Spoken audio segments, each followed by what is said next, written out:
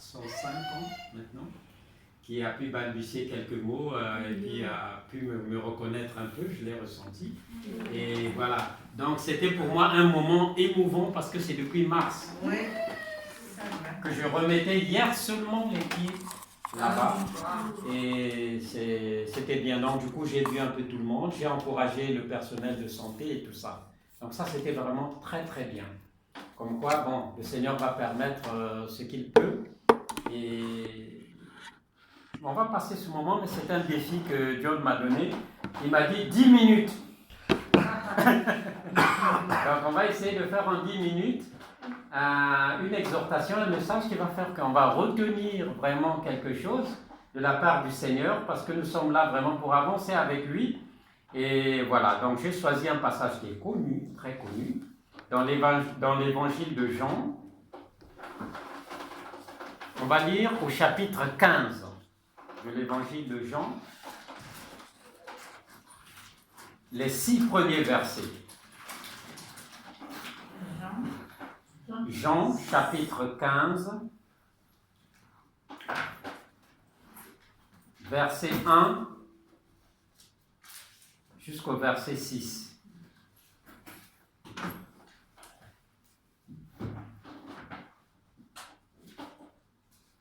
Jean, chapitre 15. On peut prendre les 6 premiers versets, peut-être même le 7e. Voilà. C'est vraiment pour moi une des plus belles métaphores de la Bible, une des plus grandes images de la Bible, la parabole des cèpes et des sarments. Ça, c'est vraiment, c'est un passage que j'ai trouvé très très riche et c'est ce que je voulais vous partager aujourd'hui. Amen. Jean chapitre 15, donc du verset 1 jusqu'au verset 7, on va dire. Notre Seigneur Jésus-Christ dit ceci. Je suis le vrai cep et mon Père est le vigneron. Tout sarment qui est en moi et qui ne porte pas de fruit, il le retranche et tout sarment qui porte du fruit, il l'émonde afin qu'il porte encore plus de fruits. Déjà vous êtes purs. Il y a d'autres versions qui disent déjà vous êtes sanctifiés. C'est la même chose. Déjà vous êtes purs à cause de la parole que je vous ai annoncée. Demeurez en moi et je demeurerai en vous. Comme le sarment ne peut de lui-même porter du fruit s'il ne demeure attaché au cep, ainsi vous ne le pouvez pas non plus si vous ne demeurez en moi. Je suis le cep, vous êtes les sarments. Celui qui demeure en moi et en qui je demeure porte du fruit, car sans moi, vous ne pouvez rien faire. Si quelqu'un ne demeure pas en moi, il est jeté dehors comme le sarment, et il sèche, puis on le ramasse, on le jette au feu, et il brûle. Verset 7, si vous demeurez en moi et que mes paroles demeurent en vous, demandez ce que vous voudrez, et cela vous sera accordé. Amen. Amen. Gloire à Dieu. Amen. Donc, je disais que c'était l'une des plus belles images de la Bible. Il y a beaucoup de paraboles dans la Bible, mais celle-là, je la trouve très profonde. Je vais commencer par partager le verset 6 dans un premier temps. Je commence par la fin de notre message, enfin de notre passage. Notre Seigneur dit, verset 6, « Si quelqu'un ne demeure pas en moi, il est jeté dehors, comme le sarment, et il sèche. Puis on le ramasse, on le jette au feu. » Je pense que ça, le Seigneur, en réalité, il est sévère avec nous. Il est en train de dire que ce ne sont pas ces serviteurs-là que je cherche. Ce ne sont pas ces sarments-là que je cherche. Le sarment que je cherche, c'est le sarment qui est attaché. Sinon, si on est un serviteur où on est vraiment dans les activités simplement, on se rencontre, on fait l'aumônerie, on fait toutes sortes de choses qui sont des bonnes choses. Mais si on n'est pas attaché au cep, eh ben, on n'est pas le serviteur que Dieu veut. On le coupe, on le jette, et il brûle. C'est-à-dire, en fait, on ne sert à rien si on n'est pas attaché à Christ. Et ça, c'est pourquoi je dis que c'est sévère de la part du Seigneur. C'est-à-dire qu'en quelque sorte, il y a des sarments qu'on doit couper, et puis jeter, et puis les faire brûler. Mais ils sont encore là, peut-être attachés au cep. Mais enfin, ils sont encore dans le champ. Mais on doit, si on n'est pas attaché, en réalité, on est sec. Et ce ne sont pas ces sarments-là que le Seigneur désire. Le Seigneur désire les sarments qui sont vraiment attachés. Ça, c'est vraiment, pour moi, ce passage, c'est vraiment tout l'évangile qu'on nous donne. Je reprends le verset 1. Au départ, on nous dit « Je suis le vrai cep ». Parce qu'il y a aussi des faux ceps. Les faux ceps, ce sont les antichrists, ceux qui viennent au nom de Christ et qui essaient de perturber le peuple de Dieu. Ça, ce sont des faux ceps. Mais le Seigneur s'identifie comme étant le vrai. Il est la vérité, la vie. Et mon Père est le vigneron. Ça veut dire qu'en fait, le cep a été planté par le vigneron. De même, il dit, mon Père est le vigneron. C'est-à-dire que Dieu le Père a envoyé Jésus-Christ sur la terre. Amen. Et ça, je trouve que c'est très profond. Et Jésus disait qu'il ne fait pas les œuvres qu'il fait de lui-même, mais il a été envoyé par son Père sur la terre pour venir changer ce monde, pour venir prendre la nature humaine et la transformer et pour qu'on puisse grandir et porter du fruit. Et ça, c'est très important. Que c'est le vigneron qui plante le cep dans la terre. C'est cette image-là qu'on doit retenir. Le Père a envoyé Christ sur la terre. Et nous recevons du cep la sève qui va prendre depuis les racines et il va arriver jusqu'au sarment, jusqu'aux petites branches. Et on dit ici les sarments portent du fruit. Et ça, c'est très intéressant. C'est-à-dire que notre rôle, ce n'est pas nous qui produisons le fruit, mais nous faisons que porter. En réalité, le fruit, ce n'est pas nous qui le portons. Tout ce que nous faisons, c'est parce que nous sommes nourris par tout ce qui vient de la racine et du cep. Et la racine et le cep de tout serviteur, c'est Christ lui-même. Et la sève qui monte de la racine, qui va aller jusqu'au sarment, cette sève-là, c'est le Saint-Esprit.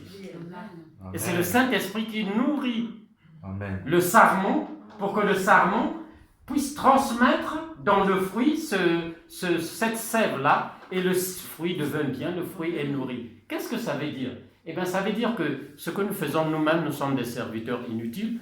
Si on ne reçoit pas la sève qui quitte la racine, le cep, et qui arrive chez nous, les sarments, eh bien, on va sécher déjà nous. Et on ne pourra pas porter les fruits. C'est vraiment l'idée de porter. C'est-à-dire qu'on ne sert que pour tenir la grappe de raisin. On tient la grappe de raisin.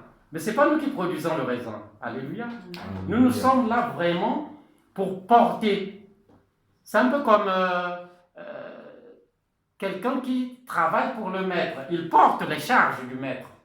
Il porte ce que le maître lui donne de porter. Et c'est ça notre rôle. Nous devons porter le fruit, mais attention, le Seigneur dit très bien que nous devrons être nourris depuis la racine jusqu'au cep par cette sève-là. Cette sève-là, vraiment, c'est la nourriture qu'il nous faut. C'est la parole de Dieu, c'est l'Esprit de Dieu qui nous nourrit et qui fait que nous puissions continuer à porter les fruits. Et ça, c'est très, très intéressant de voir que notre Dieu, en fait, nous dit, n'ayez crainte, allez-y, faites l'œuvre.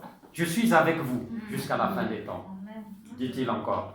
Donc, nous, tout ce que nous faisons, l'accompagnement des malades, l'accompagnement que nous avons, on exhorte les malades, on chante pour les malades. Tout ce que nous faisons, nous chantons. Tout ce que nous faisons là, si nous n'avons pas Christ, si nous ne le faisons pas avec toute la nourriture spirituelle que nous avons dans la parole, alors là, en fait, nous sommes dans l'activité, en quelque sorte, et nous ne sommes pas ces serviteurs-là que Dieu veut qu'ils soient attachés, qui reçoivent la sève, qui reçoivent la nourriture spirituelle pour pouvoir être capables de porter les fruits. Et ces fruits-là, ce sont des fruits vraiment qui font qu'on va donner envie aux autres et les autres vont vraiment recevoir l'amour de Dieu c'est le fruit, l'amour de Dieu, l'accompagnement, l'assistance que nous avons à apporter aux autres. Tous ces fruits-là, nous en avons besoin dans l'aumônerie, mais rappelons-nous que nous sommes ces serviteurs qui devront être attachés. Parce que le jour viendra où on ne se retrouvera peut-être plus, etc. Et on aura peut-être travaillé certains pour rien. En tout cas, moi, j'aimerais travailler vraiment pour le Maître, pour Jésus, et vraiment qu'il puisse me nourrir de sa parole, quel que soit ce que je fais, mais en tout cas, je veux être ce sarment qui est attaché au cep, c'est-à-dire ce serviteur qui se nourrit de la parole, qui se nourrit du Saint-Esprit et qui reçoit les forces qui viennent vraiment de la racine de Jésus-Christ pour pouvoir être fort et porter du fruit partout où je peux aller, que je puisse être le porteur de fruits, porteur de l'amour de Dieu, porteur de comment le Seigneur est bon. Amen. La Bible dit goûtez et voyez combien le Seigneur est bon. Amen. Voilà, c'est ce que vraiment je voulais vous dire vraiment. Soyons fiers d'appartenir à Christ. Soyons fiers vraiment de porter le fruit de la repentance. Parce que nous-mêmes, nous avons reçu Christ. Nous nous sommes repentis. Nous nous nourrissons de la parole. Soyons fiers d'appartenir à Christ et proclamons-le aux autres que le Seigneur est bon. Pour qu'ils rentrent dans la bergerie de Jésus-Christ. Alléluia. Amen. Merci beaucoup. J'espère que je n'ai pas dépassé les 10 minutes. En tout cas, Dieu contrôle le temps. Il est le maître de temps. Je sais que tu dois nous quitter rapidement. Mais il y a un chant qui m'arrive à l'esprit. Un chant que j'ai appris en Afrique lorsque j'étais encore missionnaire là-bas.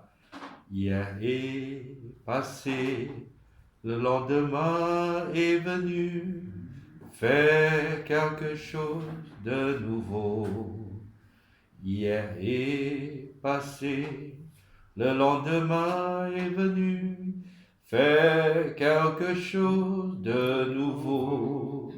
Fais quelque chose de nouveau. Quelque chose de nouveau. Quelque chose de nouveau en moi. Fais quelque chose de nouveau, quelque chose de nouveau, quelque chose de nouveau en moi. Seigneur, merci pour ce message que tu nous as, Seigneur, donné pour aujourd'hui. Que chacun de nous soit toujours attaché, Seigneur, à toi. Que tu sois notre source, notre inspiration, notre racine, notre motivation dans tous les projets que nous faisons dans la vie. Que toutes ces choses soient issues de toi et toi seul. Seigneur, prends le contrôle de chacun de nous. Je remets encore une fois entre tes mains Marie-Louise, Lilienne, Féline. Et pour celles ou ceux qui ne sont pas bien aujourd'hui, Seigneur, que tu continues à nous guider vers le but que tu as établi dans ta volonté parfaite dans notre vie. Bénis cette équipe d'aumônerie. Bénis chacun de nous sur notre site. Georges Clémenceau, Dupuytren, Émirou, Henri Mandor, Chic. Fais quelque chose de nouveau cette année, Seigneur, en nous, Seigneur. Au nom de Jésus-Christ, Amen. Amen. Je laisse Jean-Paul la liberté de nous quitter s'il a besoin.